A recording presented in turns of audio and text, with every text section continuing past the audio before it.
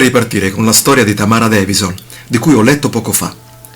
Tamara lavora come safety diver, ovvero addetta alla sicurezza dei sommozzatori apneisti, a Dahab, in Egitto.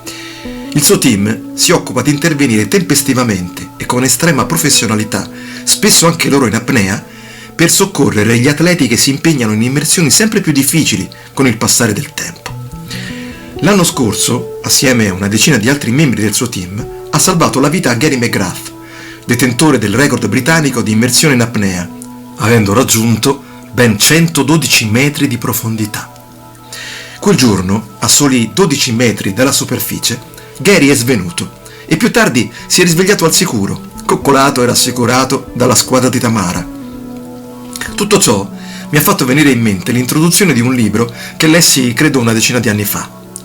In essa l'autore faceva notare il fatto che il più delle volte, così tanto presi dal protagonista assoluto che imprime il suo nome nella storia con iniziale maiuscola, trascuriamo le piccole esistenze che hanno vissuto al suo fianco, di lato o spesso nell'ombra, talvolta con ruoli assolutamente fondamentali.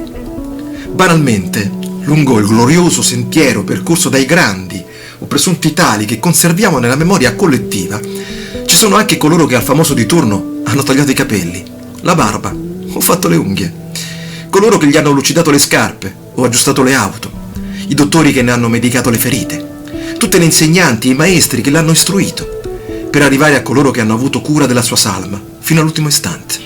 E allora, per quanto riguarda gli altri sport, adesso mi viene da spostare l'attenzione da coloro che eccellano e trionfando mostrano coppe e medaglie, per poi chiudere gli occhi e vedere gli altri, come i massaggiatori e tutti gli addetti al campione in bella vista, di lato e nell'ombra, anche piuttosto giovani come i raccattapalle nel tennis e i bambini che accompagnano le star del calcio e delle corse in moto prima della gara, allargando l'inquadratura oltre le star che tutti ammiriamo ed estendendola alla vita quotidiana di ciascuno di noi. Ripensando all'estate che tra poco volgerà al termine, non posso evitare di chiedermi cosa si provi a essere gli addetti al casello, a ripetere per ore sempre gli stessi gesti, mentre sfilano davanti a te i vacanzieri in viaggio.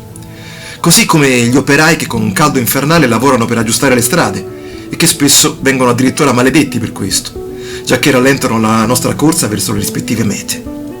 A questo punto, invece, mi sovvengono coloro che si trovano nelle retrovie doppiamente, malgrado abbiano un ruolo cruciale.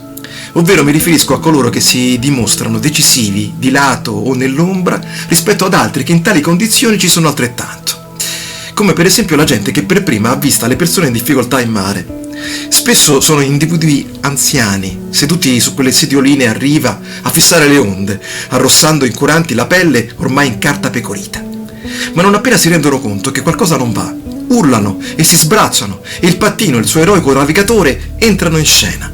Malgrado anche per i ragazzi di rosso vestiti, il massimo degli onori è spesso composto da un sorriso o una pacca sulla spalla dal gestore dello stabilimento. Alla stregua dei precedenti, vorrei citare anche coloro che prendono il telefono e chiamano la forza pubblica o l'ambulanza per puro senso civico, al netto di tutti gli altri che non vogliono impicciarsi, perché poi sono solo rogne, verbali e altre scocciature. In ordine sparso citiamo pure quelli che raccolgono l'immondizia dalle spiagge, rigorosamente non visti. E andando solo per un istante nel personale, vorrei omaggiare il portinaio di casa mia, ovvero il giovane figlio, che si impegna a sostituire il padre poiché quest'ultimo ha avuto un serio problema di salute. I ragazzi che lavano le auto alle pompe di benzina, dividendosi le briciole del compenso.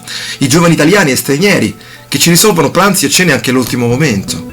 I vari corrieri che vediamo lambiccarsi nel cercare di trovare un posto dove lasciare il furgone per consegnarci gli attesi pacchi.